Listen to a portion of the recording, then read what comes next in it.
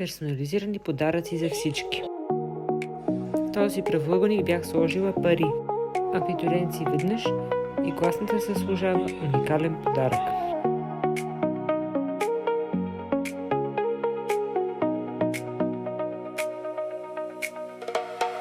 Да завършваш детската градина е също толкова важно. Ето защо трябваше да направим нещо уникално и за двете учителки и двете помощни възпитателки, които полагаха грижи през всичките тези 5 години за нашите деца. Нужно е малко, за да зарадваш някой. Една идея, малко креативност и готово. Ще ми бъде интересно да чуя и вашето мнение.